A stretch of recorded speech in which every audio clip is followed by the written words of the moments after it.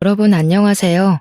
저는 나이 40대의 사연에 푹 빠져서 모든 사연을 섭렵하고 제 이야기도 한번 풀어볼까 싶어 기웃거리고 있는 여자입니다. 제가 진짜 기가 막힌 사연을 하나 가지고 있는데요. 여기 계신 사연자분들의 이야기와 크게 다를 거 없는 막장이라 한번 풀어볼까 합니다. 저는 살면서 저한테 이런 일이 일어날 거라고는 꿈에도 생각하지 못했어요. 왜냐하면 제가 결혼한 사람이, 그러니까 제 남편이 말이죠.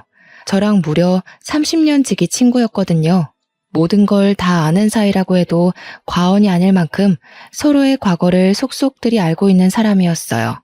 제가 한 동네에서만 30년을 살았던 사람입니다. 무리하게 대출을 받아 손수 주택을 짓고 사셨던 우리 부모님. 평생을 손수 지은 집이라며 절대로 이사 못 간다고 하셨었거든요. 그 동네에 살고 계신 사람들 대부분이 손수 지은 집이라며 그 터를 떠나지 못하시는 분들이긴 했어요. 우리 부모님의 집이 낡아서 보수가 필요할 때도 서로 돕고 도와가며 보수를 하고, 또 다른 집에서 보수가 필요하면 동네 사람들 모두 모여 돕고, 그니까 그 동네 사람들이 전부 집안에 숟가락이 몇 개가 있는지 다 알 정도로 친한 사이라는 거죠. 우리 옆집에 살던 동갑내기 친구가 바로 제 30년 지기 친구이자 남편이 된 놈이었습니다. 저랑 남편은 초등학교도 중학교도 고등학교도 같은 학교에 다녔고 졸업을 했어요. 모든 졸업사진마다 남편의 얼굴이 떡하니 찍혀있는 걸 보면 얼마나 어이가 없는지 모릅니다. 물론 대학에 가서야 드디어 갈라지긴 했지만 그게 저희의 사랑이 싹트게 된 계기이기도 합니다.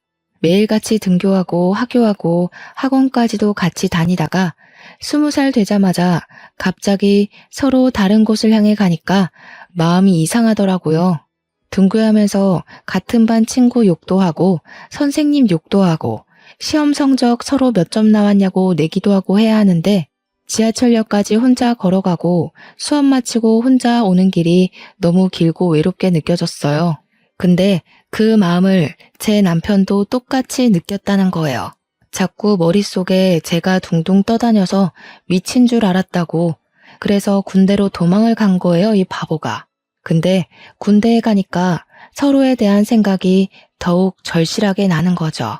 결국 제가 못 참고 군대 면회를 갔다가 그날 서로의 마음을 털어놓고 이야기를 하게 되었습니다.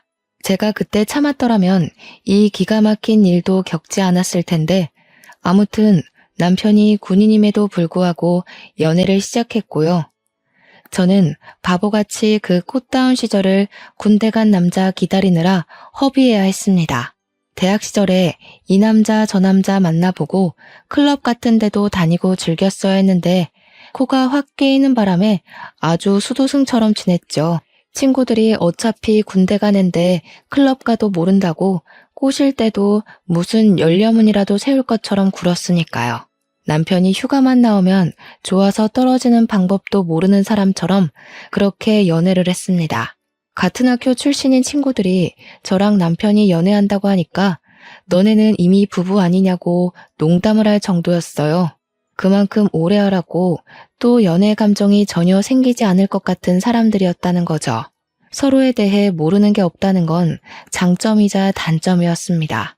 가끔은 쉬고 싶은 날도 있는데 아무것도 할 거 없으면서 밖에 왜 안 나오냐고 닥달하는 남편에게 욕을 쏴주고 싶기도 했고요. 생리통이 심해서 집에서 쉬고 있으면 말없이 문고리에 초콜릿이랑 사탕 같은 걸 걸어두고 갈 때는 뽀뽀를 해주고 싶었죠. 불같으면서도 평온한, 오래된 것 같으면서도 신선한 연애를 쭉 이어갔습니다. 저희가 대학을 졸업하고 취업 준비를 할 때 서로의 이력서를 봐주고 고쳐주고 모의 면접도 서로 준비해주고 했어요. 보통은 사회인이 되면 또 다른 세상에 발을 들이는 거라고 하잖아요. 주변 모든 게 달라지니까요. 그래서 헤어지는 커플들도 많다고 하는데, 우리는 오히려 서로 비밀이 없다 보니 더 편하게 연애를 할 수 있더라고요. 집안끼리도 다 아는 사이고, 우리가 사귀는 걸 알게 된 이후에 저는 그 집에서 며느리, 남편은 이미 우리 집에서 사위 취급을 받으며 지냈습니다. 그렇게 딱 연애한 지 10년 차에 저희는 결혼을 약속했어요.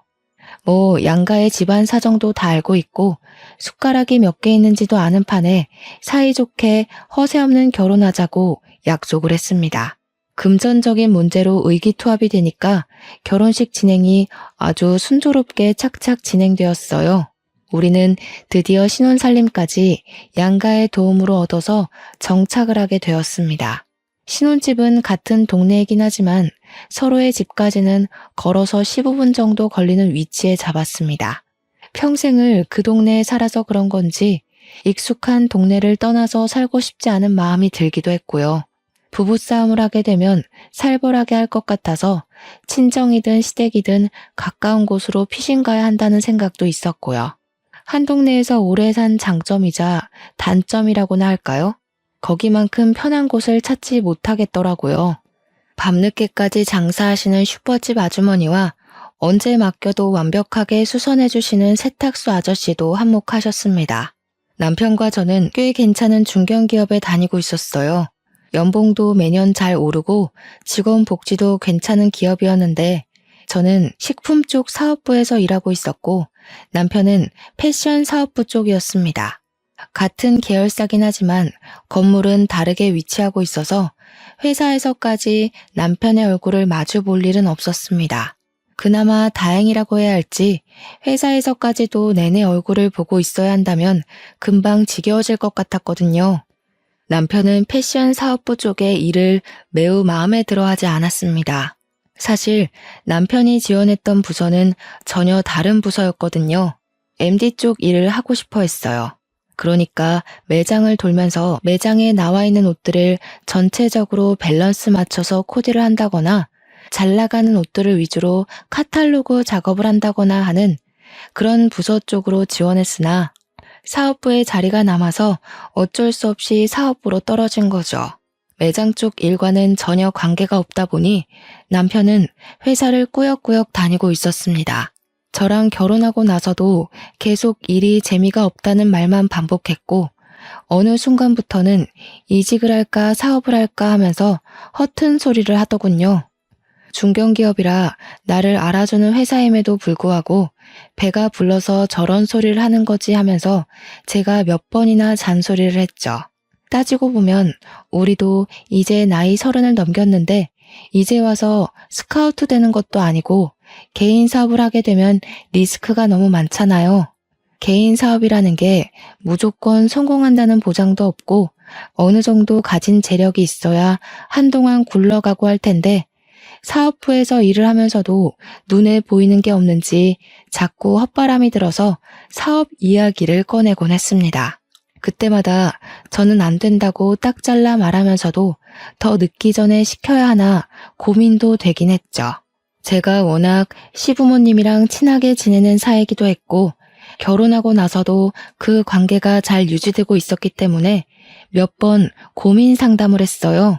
지금 월급도 좋고 복지도 좋고 이만한 회사 찾기도 힘든데 자꾸 남편이 딴 마음을 먹는 것 같아서 고민이라고요.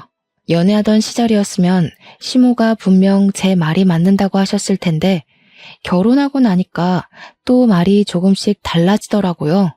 저한테 은근히 그냥 우리 아들 하고 싶은 거 하게 응원해주면 안 될까? 하는 뉘앙스로 말을 하시는데 그런 마음 아세요? 팔이 안으로 굽는 걸 알자마자 더 뻗대고 싶어지는 유아스러운 심리랄까요? 시모가 남편을 싸고 도는 것 같으니까 더 하고 싶은 대로 시켜주면 안 되겠다 하는 마음이 들더라고요. 그나마 한 가지 다행인 건 시부가 전적으로 제 편을 들어주신다는 것이었습니다. 원래 학창 시절부터 제가 더 똑똑했다는 거 모르냐면서 시모한테 현명한 며느리 편을 들어줘야 한다고 박박 우기셨어요. 시모가 은근히 남편 올려치기 하면서 저를 깎아내리실 때도 시부가 딱 잘라서 이야기를 해주셨죠. 지금 며느리 말 중에 틀린 게 뭐가 있냐면서 애가 없어서 다행이지 애도 있는데 잘 다니던 회사 그만두고 사업하겠다고 했어 보라고 당장 이혼당하고도 할 말 없는 거 아니겠냐고 열변을 토해 주셨습니다. 사업도 돈이 있어야 할 수 있는 거고 이직도 능력이 되어야 불러주는 곳이 있어야만 가는 거라 하셨어요. 시부 말이 틀린 게 하나도 없었죠. 시모가 구시렁대면서도 남편 편만 들 수 없는 상황이기도 했고요. 그럼에도 불구하고 원래 시자가 붙으면 다 그렇게 미련을 가지고 진상을 떨게 되는 건지 시모가 몇 번이나 저한테 따로 우리 아들이 하면서 딴지를 걸기 시작하셨어요. 물론 부모님들끼리 서로 오래 알고 지낸 사이고 친하기도 하니까 대놓고 말은 못하시고 은근히 돌려가는 듯한 말투로 이야기하시는 거 있잖아요. 우리 며느리가 사회생활을 잘하는 게 성격이 드세서 그런가? 이런 류의 말들이요. 아들이 사업을 하고 싶어 하면서도 못하는 이유가 기가 센 며느리 때문인가? 이렇게 딴지를 걸기 시작하시니까 시부한테 제가 고민 있다고 연락을 하면 아예 집이 아닌 밖으로 절 부르시더라고요. 시모 없는 데서 이야기하자 이런 뜻이었죠. 제가 또 술을 좀 하는 편이거든요. 우리 남편이나 시모나 전부 알코올이 선천적으로 잘 안 받는 체질인지 술을 안 드시고요. 근데 유일하게 또 시댁에서 술을 좋아하시는 게 시부 하나거든요. 저랑 술 마시면 재미있다면서 밖에서 만나기 시작한 이후로는 저랑 맨날 술을 먹자고 하셨어요.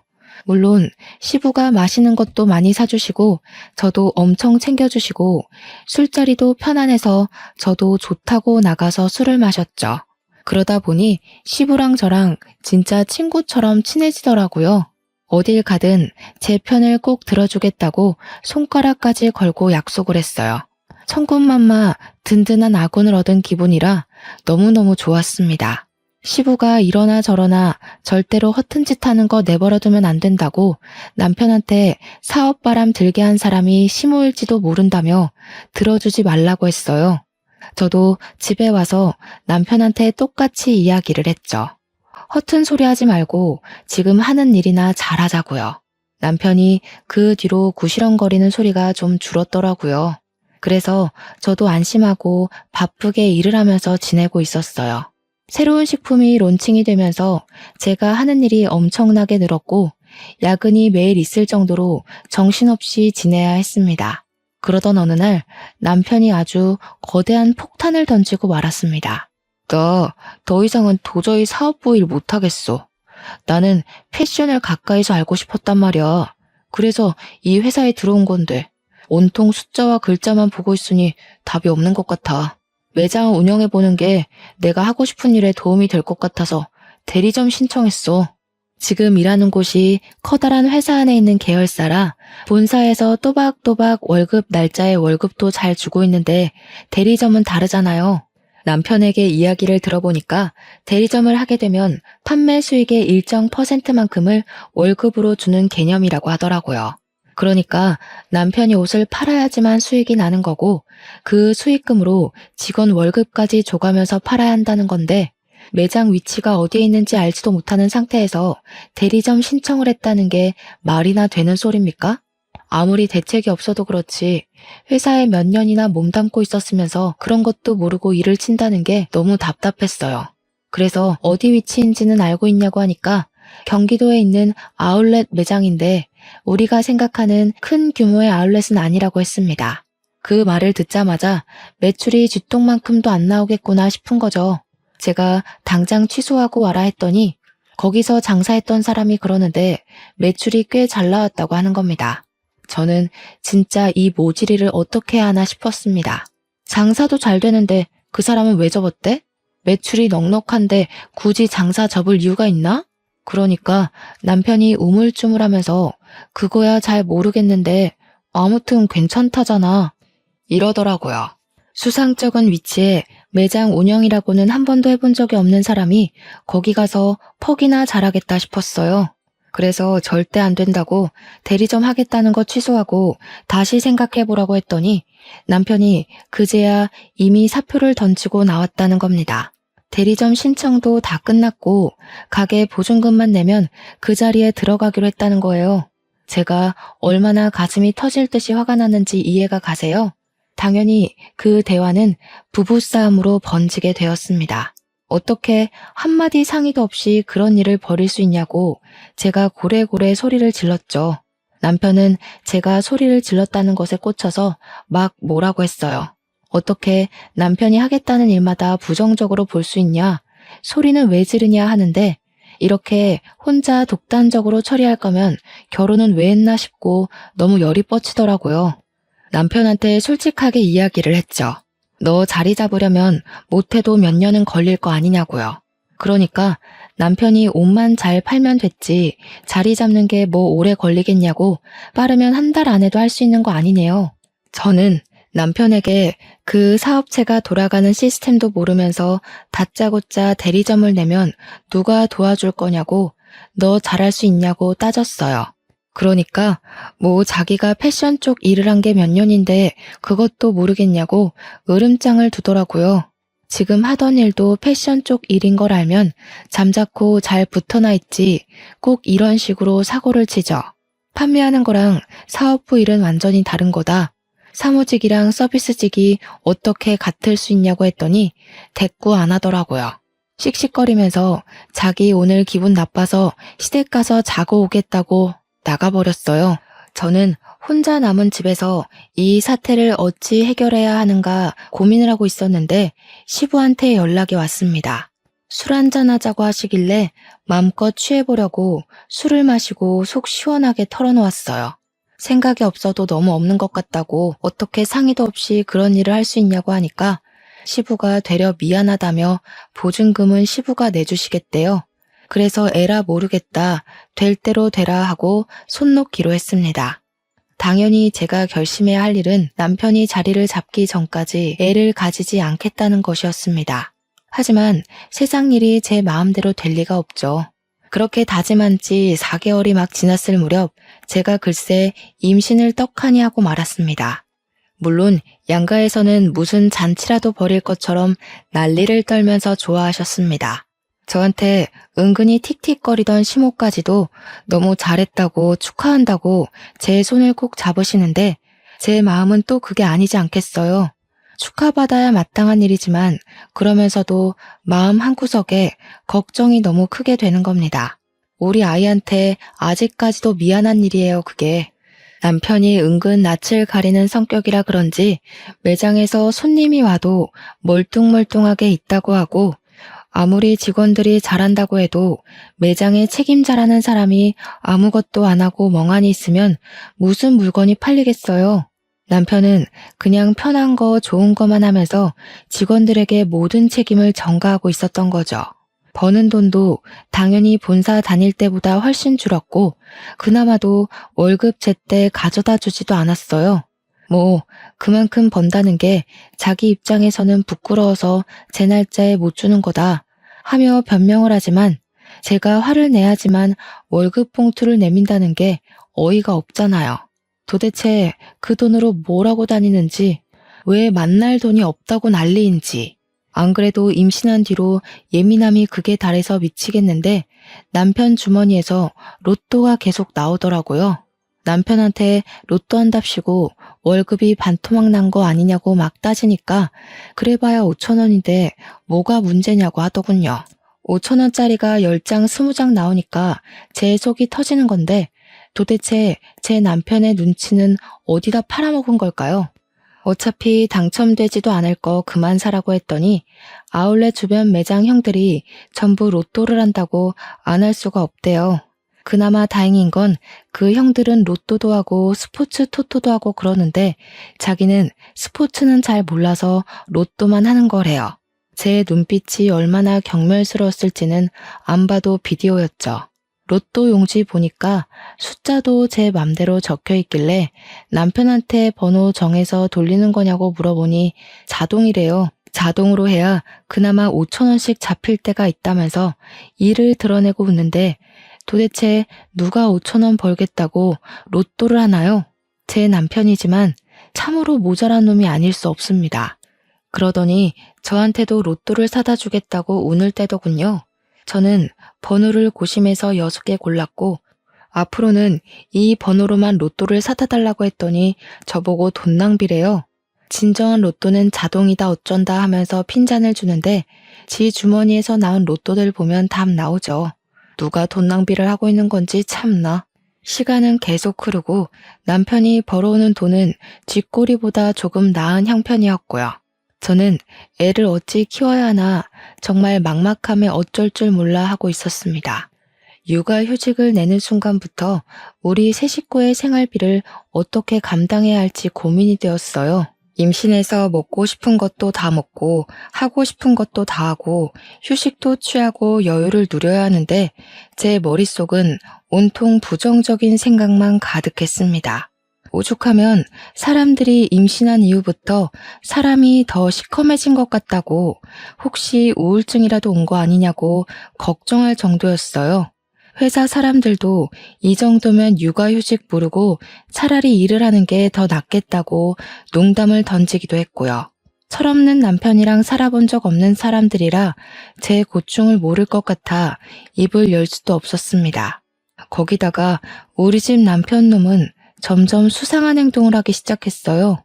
제가 임신하고 6개월 차에 접어들어가니까 아무리 그래도 배불뚝이가 되더라고요.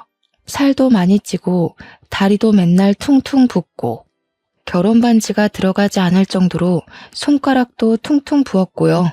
몸이 정말 너무 힘들고 허리도 하루 종일 시큰거리고 기침만 하면 갈비뼈가 부러질 것 같은 고통이 일더라고요.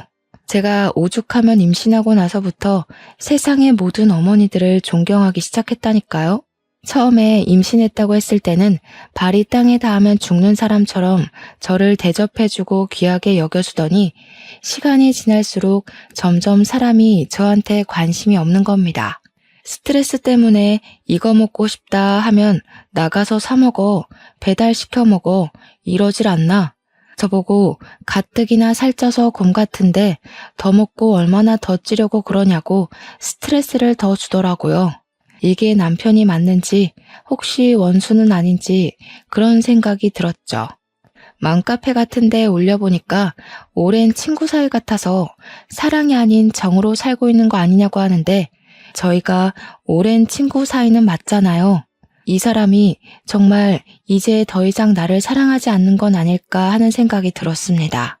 그런데 더더 의심 가고 수상한 행동은 말이죠. 저에게는 세상 무관심한 사람이 행색은 엄청 번지르르하게 하고 다닌다는 거였어요. 평소에는 머리 감기 귀찮다면서 절대 하지 않던 포마드 같은 걸 발라서 싹 고정시키고 다니지를 않나. 행커치브 같은 것도 그날 코디에 맞춰서 일일이 갈아 끼우고 다니고 구두도 못 본 사이에 여러 켤레를 샀더라고요. 예전에 학창시절 때부터 우리 남편이 한 가지에 꽂히면 그것만 신던 놈이라 신발은 정말 딱 한 켤레만 사서 신던 놈이거든요. 그런데 뭐 기분에 맞춰서 로퍼를 신어야 되니 윙팁이 어쩌니 하면서 못 알아들을 소리만 하는데 이런 꼴을 보고도 의심하지 않을 여자가 있을까요? 거기다가 인터넷에 보니까 마누라 임신 기간에 남자들이 바람을 제일 많이 핀다고 하대요. 저도 워낙 돌려 말하는 성격은 아니라 신이 난 남편한테 너 바람 났니? 하고 물어봤어요. 그러니까 남편이 갑자기 딱 정색하면서 무슨 그런 소리를 하냐고 기분 나쁘다면서 출근한다고 나갔습니다. 뭔가 티나게 어깨도 굽고 갑자기 정색하면서 아니라고 하는 게 오히려 더 의심 가고 믿음이 전혀 안 가는 거죠.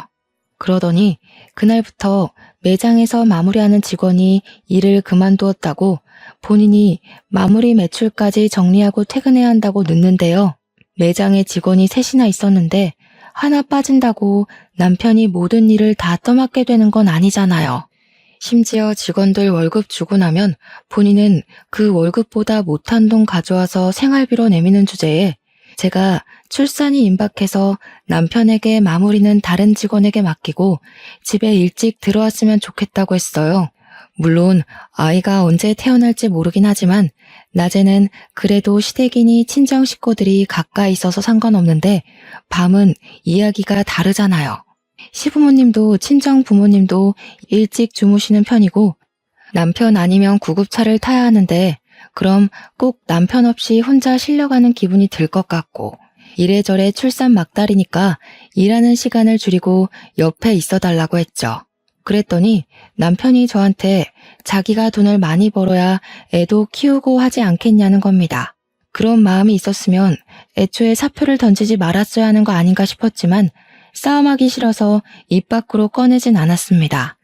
저한테 그 정도는 이해해주라고 제가 육아휴직을 내면서 생활비도 모자란데 2배는 더 벌어야 하지 않겠냐고 하더군요. 그런데 아무리 바빠도 제가 출산하는 날에 병원을 와야 하는 거 아닌가요? 진통이 시작돼서 결국 구급차 타고 산부인과에서 보호자 연락을 받은 양가 부모님이 죄다 오셨는데 남편만 오지 않았어요. 제가 진짜 너무 어이가 없어서 진통을 하는 내내 눈물이 막 나오더라고요. 아프기도 하고 서럽기도 하고요. 오죽하면 우리 아들 하면서 챙기는 시모도 우리 부모님 앞에서 어쩔 줄 몰라 하더라고요.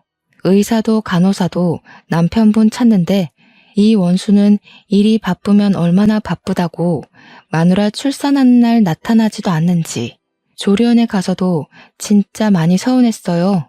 다른 남편들 7시면 퇴근해서 조리원으로 찾아오는데 우리 남편은 밤 11시나 돼야 슬슬 기어 들어오는 겁니다. 너무 늦게 오니까 조리원에서 문단속 하시는 분들이 불편해하고 신랑분이 너무 늦게 오신다고 하는 게 그게 다 구박처럼 들렸어요. 남편이 늦게 오니까 애도 못 보고 프로그램 참여도 못하고 제가 진짜 서운했어요. 남편이라고 일주일에 7번 출근하는 건 아니지 않겠어요. 쉬는 날에 조리원 프로그램 좀 참여하려고 했는데 쉬고 싶다면서 집에 가버리는 거예요. 조리원에 저 혼자 두고서 쉬고 싶다고 가버리는데 너무 어이가 없었습니다. 조리원 퇴소에서는 더 막장이었어요. 저는 애 보느라 정신이 없는데 남편이라는 놈은 자기 피곤하다고 작은 방 가서 자버리는 게 아니겠어요? 저는 울고 보채는 애 달래고 놀아주고 안아주고 하느라 정신이 없는데 회식이 있었다면서 술을 먹고 들어오질 않나 저한테 주는 건 로또 한 장이 끝이었습니다. 저한테 미안하다는 소리 한마디 없었어요. 엄청나게 짜증나고 서운하고 저는 애 돌보는 기계가 된 느낌까지 받고 이게 바로 산후 우울증이라는 사실을 몰랐습니다. 아기를 한 6개월쯤까지 키웠을 때 우리 부부는 거의 대화를 하지 않게 되었어요. 저도 집에서 육아휴직을 내고 애만 보고 있었고 남편은 쥐꼬리 월급 가져다 주면서 생색은 엄청나게 내고 집에서도 핸드폰만 보고 있으면서 계속 뭐가 좋다 싫다 했는지 아이씨 이랬다가 아싸 이랬다가 난리도 아니더라고요. 그래서 너 뭐 하냐고 제가 핸드폰을 확 뺏어서 화면을 살펴보았습니다. 그러니까 이 미친놈이 불법 사행성 토토 같은 거를 하고 있더라고요. 제가 놀래서 이게 다 뭔가 하면서 이것저것 눌러보니까 만지지 말라고 저한테 소리를 치는데 충전 내역이 딱 뜨더라고요. 충전 금액이 무려 500만 원이나 되는 겁니다. 저한테 돈 못 벌었다면서 월급 엄청 조금 가져다 주던 게 알고 보니 토토하느라 돈을 써서 조금밖에 못 주던 거였어요. 제가 그 사실을 알고 얼마나 큰 충격과 배신감을 느꼈을지 상상은 가십니까? 충전 내역을 살려보는데 여태 쏟아부었던 돈이 몇백이 아니라 몇천 단위까지 올라가더라고요. 애까지 낳은 마당에 사행성 도박에 빠져서 이 정도 돈을 쓰다니 진짜 생각이 없어도 너무 없는 거죠. 제가 열이 받아서 수입이 도대체 얼마나 되는 거냐고 정확하게 말해보라고 했더니 모른다고 딱 잡아떼는 겁니다. 네가 버는 돈인데 모른다는 게 말이 되냐고 솔직하게 말을 하라고 했는데 계속 어물쩍 넘어가더라고요. 이대로 넘어가면 이 남편놈이 원하는 대로 흘러가는 거라는 생각이 들어서 월급 통장을 찾았습니다. 월급 통장이 구석에 통장 정리 한 번 안 된 상태로 있길래 은행으로 달려가 통장 정리부터 했습니다. 그랬더니 진짜 가관이더라고요. 저한테 생활비라며 가져다 주는 돈이 월 150에서 200만 원 정도 되었거든요.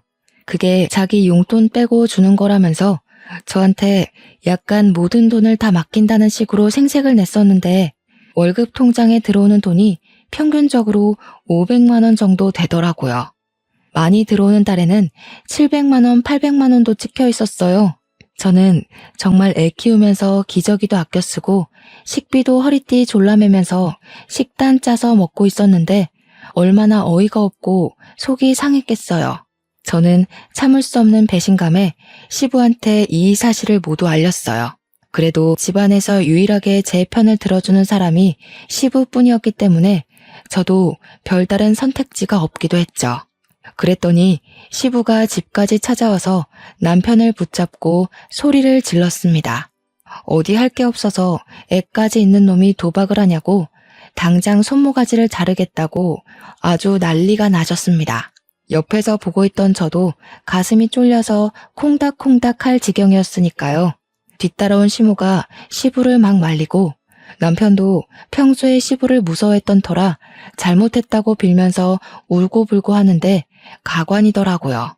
그 와중에 시모가 저한테 은근히 그걸 왜 일러서 이사다를 만드냐고 탓을 하는데 진짜 팔이 안으로 굽어도 너무 굽은 거 아닌가요? 제가 말해서 들어먹을 인간이었으면 시부한테 말 자체를 하지 않았겠죠. 제 말을 듣지 않으니까 어쩔 수 없이 이 상황을 만든 건데 진짜 짜증났어요. 그 뒤로는 남편이 저에게 완전히 적대감을 드러내기 시작했어요. 부부 사이가 원활하지도 않았고 사행성 토토를 제가 시부에게 알린 이후로 저희의 감정의 골은 더욱 깊어질 수밖에 없었죠. 제가 무슨 말만 하면 틱틱거리면서 저를 깔보고 무시하기 시작했어요. 여자가 복직해봐야 돈을 벌면 얼마나 벌고 승진을 하면 얼마나 하겠냐면서 자기가 벌어온 월급으로 살아야 할 건데 왜 그런 걸 시댁에 가서 일러냐 이런 거죠. 제가 눈이라도 치켜뜨면 또 시부한테 가서 이럴 거냐고 비아냥거리는데 저희가 또 30년 지기 친구잖아요. 서로 말이 곱게 나가질 않는 거죠. 거기다가 활용점정으로 남편이 술 먹고 들어온 것도 열이 받는데 옷에 여자 화장품까지 묻혀온 거예요. 제가 이걸 그냥 참아줘야 할까요? 제 성격에 절대로 참아줄 수 없었죠. 그래서 남편이 술에 취해 자는 사이 한쪽 눈썹을 완전히 밀어버렸습니다.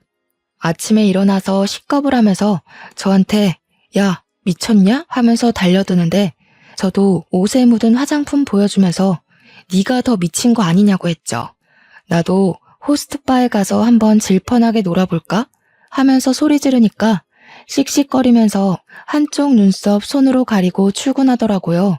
퇴근할 때 보니까 눈썹이 곱게 그려져 있길래 누가 그려줬냐고 화를 내니 매장 여직원이 그려줬대요. 이 눈썹을 하고 어떻게 손님을 받고 일을 하겠냐면서요. 그렇게 서로 으르렁거리며 지내다가 아기가 돌쯤 됐을 때 돌잔치 준비를 하다 보니 그날 입을 우리 아기 옷이 없더라고요.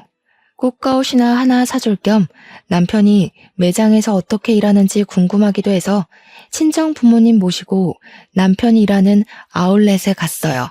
미리 간다고 연락하지 않고 불시에 찾아갈 심산으로 아기 옷부터 구경을 하고 오후쯤 되어서 남편의 매장으로 갔죠. 서프라이즈 할 겸 이제 돌잔치도 얼마 안 남았으니 앙금 털고 화해할 생각으로 간 거였어요.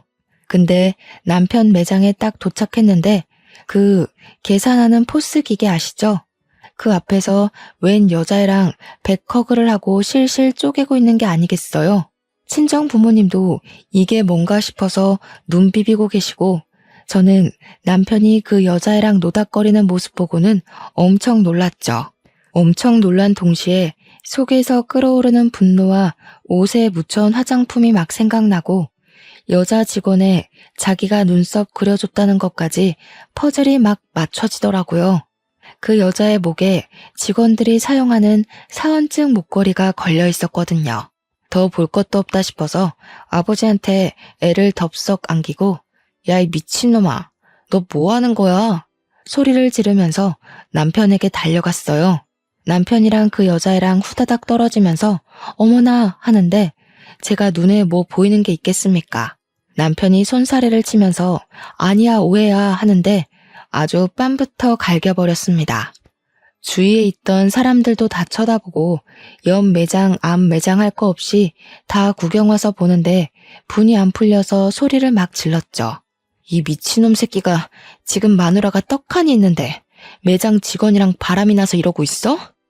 아니야, 오해야. 오해라니까. 그냥 계산하는데 뭐가 안 돼서 그런 거야. 너는 직원이랑 끌어안고 시시덕거리면서 일하는 게 지금 바람이 아니라는 거야? 우리 부모님도 김서방 지금 뭐 하는 겐가 하고 소리치고 있고 여직원에는 고개 숙이고 구석에 어쩔 줄 몰라 서 있고 남편은 저한테 맞은 뺨이 막 부어오르기 시작하는데 아니라고만 변명하고 앉아 있더라고요. 그러면서 직원한테 기계 사용법 알려준 게 죄냐고 억울한 척 하는데 둘이 누가 봐도 커플인 것처럼 꽁냥꽁냥 하고 있던데 무슨 개소린지. 제가 남편 귀때기를 잡아 끌고 당장 나오라고 했어요. 남편이 지은 죄가 있어서 그런지 쪽팔린 것도 모르고 잘못했다고 막 빌면서 질질 끌려 나오더라고요. 그대로 부모님 차에 태워서 시댁으로 달려갔습니다. 시댁에 도착해서 문을 쾅 열고 들어가니까 시부모님이 저와 남편을 보고 뒤이어 따라온 우리 부모님을 보고 깜짝 놀라시더라고요. 제가 씩씩거리고 있으니 무슨 일이 난 건 알겠는데 저희 부모님까지 와 있으니 이상하다 싶으셨겠죠. 알고 계셨어요? 이 사람이 바람 난 거 알고 계셨냐고요.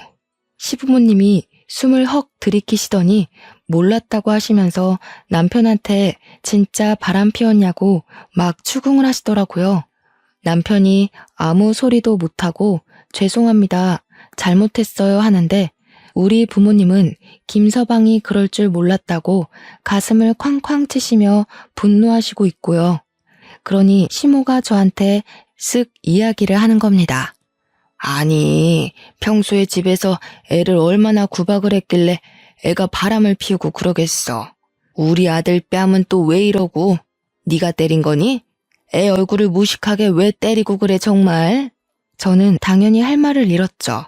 바람 피운 게 누군데 제 탓을 한단 말입니까?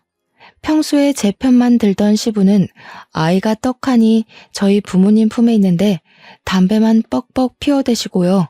세상에 너무나도 실망스럽더라고요. 아니, 얘기 들어보니까 우리 애가 오해라고 하는구먼 뭘. 바람 피운 것도 아니라는데 애를 때리긴 왜 때려? 내가 이거 그냥은 못 넘어가. 이혼해 너네. 시모가 되려 큰 소리를 치니까 기가 막혔죠. 남자가 사회생활하다 보면 한 번쯤 실수도 하고 그런 거 아니겠습니까? 어차피 지금 며느라가 복직도 못할 텐데 그냥 눈 딱 한 번 감고 넘어갑시다. 결정적일 때 팔이 안으로 굽는 걸 경험하게 된 거죠. 그래서 제가 그 여자 불러보라고 했더니 남편이 걔는 어려서 아무것도 모르는 애라고 하더라고요. 지금 누가 누구 앞에서 그 여자 편을 든답니까? 나랑 이혼하는 건 둘째치고 걔 이야기도 들어보자고 당장 데려오라고 난리법석을 떨었습니다. 그랬더니 남편이 그 여자애는 죽어도 못 부른다고 차라리 이혼을 하재요. 우리 부모님도 기가 막혔는지 사람을 잘못 봐도 한참을 잘못 봤다며 이혼하라고 내 딸 상처받는 거 죽어도 못 본다고 했습니다. 제가 남편 보고 짐 싸서 너네 집 가라고 하니까 군소리 없이 짐 챙겨서 시댁으로 가더라고요. 저도 이혼하기로 완전히 마음 굳혔고 30년 지기 친구고 나발이고 정말 하나도 소용없더라고요. 며칠 뒤에 이혼 서류 싹 작성해서 시댁에 들고 갔더니 집안에서 하하호호 웃는 소리가 막 들리는 겁니다. 누구 속은 다 뒤집어졌는데 자기들끼리 재밌는 일이라도 있나 보지 싶어서 비밀번호 열고 들어갔더니 거실에서 삼겹살을 구워 먹고 있더라고요. 가운데에 떡하니 그 상간녀인 매장 여직원까지 끼워서요. 저보고 다들 얼음처럼 굳었는데 너무 화가 나니까 사람이 차분해지고 웃음이 나더라고요. 그대로 달려가서 프라이팬을 뒤집어 엎었습니다. 그러니 다들 삼겹살 기름이 튀어서 막 소리 지르고 벌떡 일어나서 난리도 아니었어요. 그 가운데에 이혼 서류를 던지고 이혼하자고 했죠. 유부남 꼬셔서 바람 피운 너도 참 답 없다. 너도 이 새끼 도박쟁이인 건 알고 만나니? 아님 너도 같이 도박해?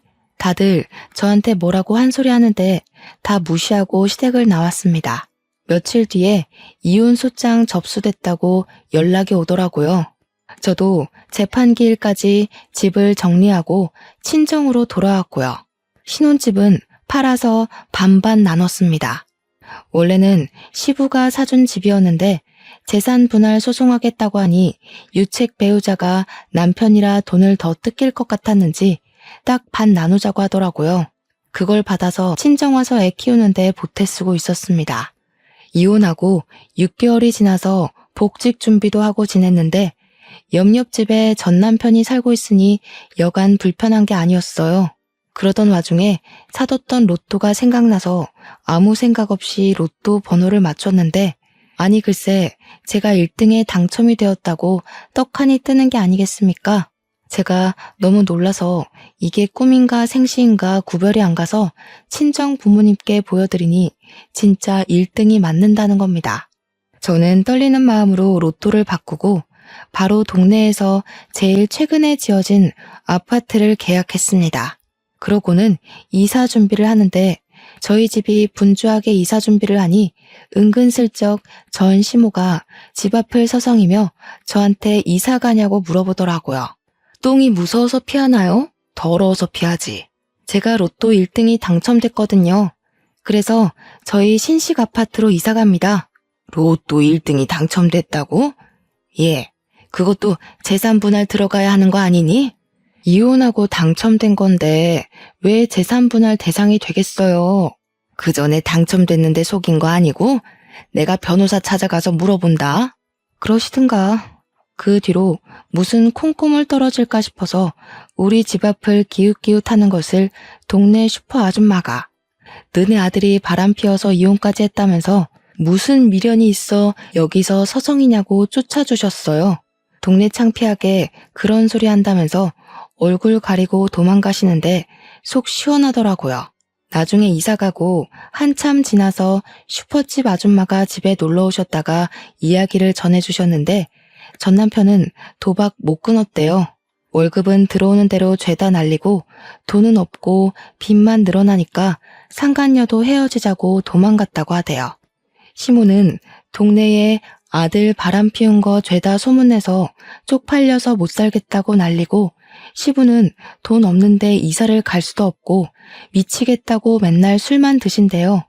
저랑 이혼하고 아주 집안 꼴이 말도 아니죠.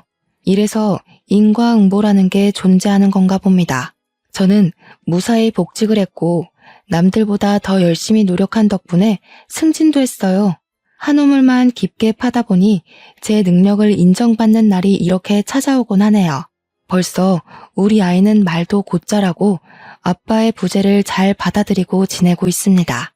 언젠가는 좋은 사람 만나서 우리 딸에게 꼭 필요한 아빠를 만들어주고 싶은 마음도 있어요. 새로운 사랑이 찾아오는 그때까지 열심히 보면서 기다리겠습니다. 여러분도 그때까지 가정의 평화를 잘 지키시고 바람 피우는 놈은 절대로 봐주지 마세요. 제 이야기는 여기서 마치겠습니다.